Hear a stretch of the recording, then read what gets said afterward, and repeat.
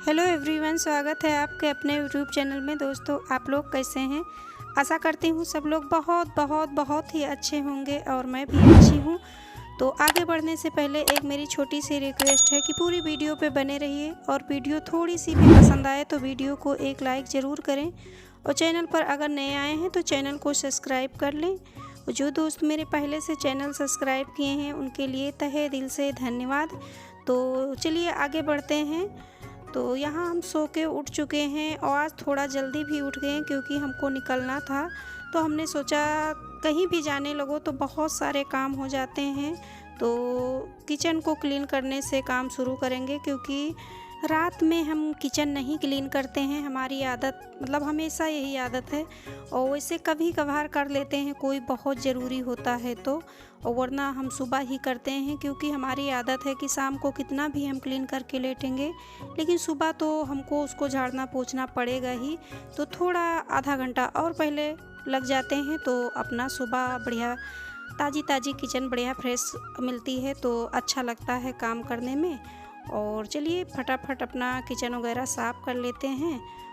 अच्छा, एक बात मेरी समझ में नहीं आती है भाई, हम तो हमेशा यही करते हैं और लोग मतलब कहते हैं कि रात में बर्तन जूठे नहीं छोड़ने चाहिए और किचन वगैरह एकदम फ्रेश करके लेटना चाहिए, लेकिन मैं नहीं मानती इन चीज़ों को क्योंकि पहले के लोग कभी भी रात में बर्तन वगैरह नहीं धुलते थे, ना किचन वगैरह साफ़ करते थे और सब कुछ अच्छा रहता था। और जितनी मतलब बातें होती हैं तो लोग मानने वाले मानते हैं, लेकिन मैं इन चीज़ों को नहीं मानती हूँ कि जूठे बर्तन नहीं पड़ने चाहिए। पहले के लोग कहते थे कि मतलब किचन को सूना नहीं रखना चाहिए और पता नहीं क्या क्या बातें हैं। तो मैं इन सब चीज़ों को नहीं मानती हूँ, ज़्यादातर सुबह ही करती हूँ और बाकी तो अपना अपना मानना है, जिसको जैसे करना है तो उसकी अपनी एक चॉइस होती है।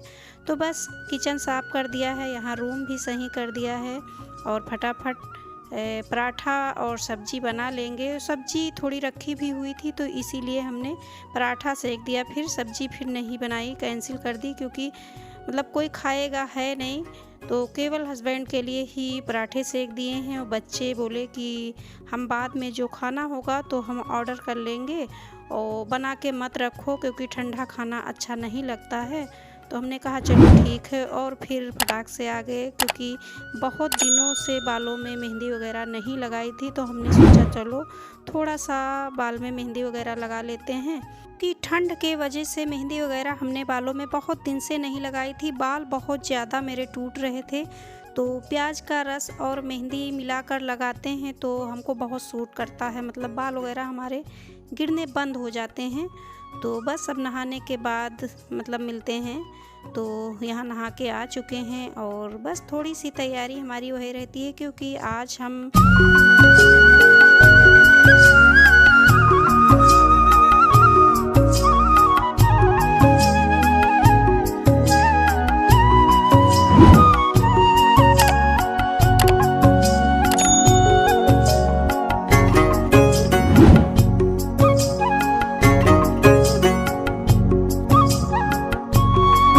तो दोस्तों यहाँ देख सकते हैं मतलब कपड़े इतने ज़्यादा धुल के हमने रख दिए हैं कि वापस आके तो हमारी हालत ख़राब होने वाली है प्रेस करने में।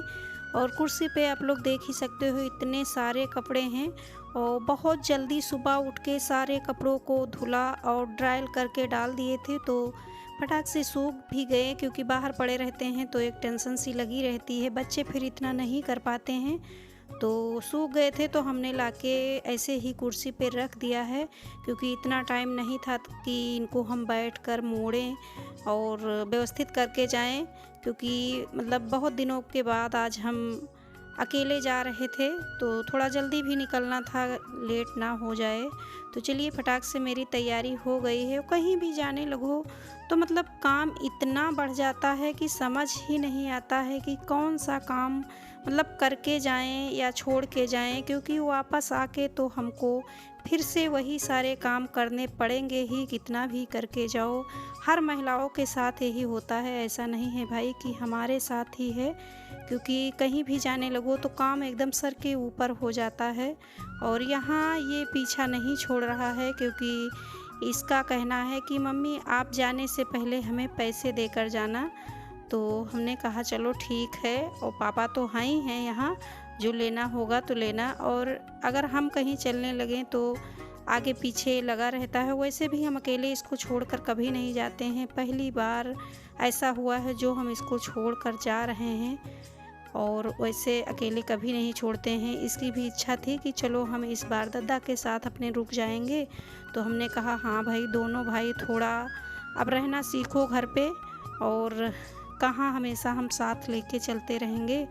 थोड़ा बड़े हो गए हो तो थोड़ा अपनी जिम्मेदारियां समझो, और पेपर भी होने वाले हैं, तो इसीलिए हमने कहा घर पे रहोगे तो थोड़ी बहुत पढ़ाई हो जाएगी, और साथ में चले जाते हो तो बहुत ज़्यादा मतलब पढ़ाई का नुकसान तो होता ही है, क्योंकि वहाँ जाके फिर खेल कूद में इतना पड़ जाते हैं कि बाकी चीज़ों का तो इनको ध्यान ही नहीं रहता है। तो बस अब निकलते हैं, और रास्ते में कुछ भी नहीं शूट किया और आ पहुँचे हैं अपने शहर में।